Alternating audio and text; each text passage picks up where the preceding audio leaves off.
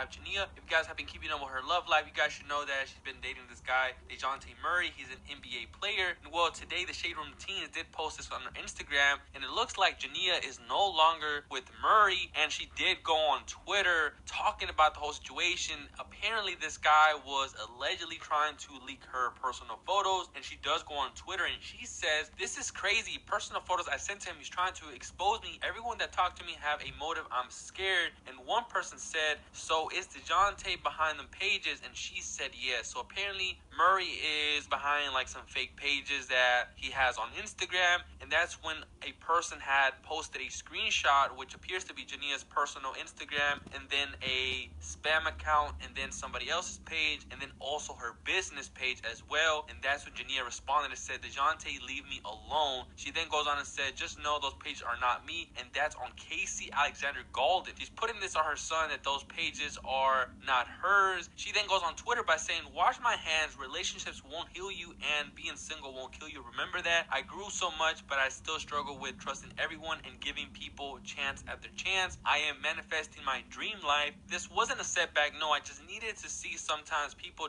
intentions don't always be pure." Okay, so she's very upset that DeJounte was apparently trying to leak her personal photos, and it looks like more stuff happened behind the scenes. And not even that, Murray ended up responding on his Instagram story, and he said, "Sometimes the best response is no response. I was taught to be quiet even with the truth of things." So it looks like a lot of stuff happened behind the scenes between him and also Jaina, and this is going to be huge because obviously Young Boy is probably going to see this. Probably like Ben 10 or Baby Joe or OG33 are probably going to tell him like, "Look, this is going on between Jaina and also DeJounte Murray. He's trying to leak her photos," and obviously he's going to be very upset once he does get the news for some guy to allegedly try to leak his baby mama's photos. And we know how Young Boy is stepping behind Jaina. That was somebody that he does really love, and till this day we do know that he loves her very much. So this is going to be very interesting how things unfold. Also, she does continue on Twitter by saying, "My eyes and head hurt. Fake love make me hate love." She is going through it right now over this breakup with DeJounte Murray. We do know that right now Young Boy is not on social media. He did deactivate his stuff, and he's just been living his life, man. So we shall see. And for our next topic, we have Kevin Gates. Now, yesterday he was trending on Twitter, and everybody was wondering like, what's going on? Did something happen to Kevin Gates? And well, there was a video going around which appears to be an alleged tape of Kevin Gates piping a woman in bed that doesn't appear to be his wife Drika, and everybody was wondering like, what's going on? It could be a old video that has surfaced, and a lot of women were very disappointed in this video because they were like, "Man, Kevin Gates is talking all this freaky stuff in his songs, but the way he was performing is not acceptable at all." It was just so many women clowning him for his performance in this video, an alleged video, and he still has not said anything about it right now. And for our next topic, we have Montana of 300 and King Von. And yesterday Montana went on Twitter and he said, "Out of all the Chicago rappers that I've heard come out in the last 10 years, Young Pappy, then Polo G are both better than the rest of them. Not really impressed with how anybody else's brains work. They got their things together as far as being an actual rapper. Hashtag rap god." Okay, so he's saying here that Polo G and Young Pappy are better than the rest of the Chicago rappers. He feels like they are. And well, that's when King Von responded to Montana 300, and he said, "I still don't know why 300 in your name. Which part of Chicago you even from? I was locked up when you was dropping. I guess I never heard none of your music." King Von then responded and said, "Rapping dudes got the biggest opinions around here. I did more hits than I got hits, and I don't rap battle. Who am I?" And that's when Montana responded back on Twitter, and he said, "For years I heard rappers ask me things over the internet while out of arm's reach. If any Chicago rapper wants to meet up in person and lock themselves in a room with me, ask whatever they're curious to know about me. It can be arranged. If you ain't trying to meet up like men,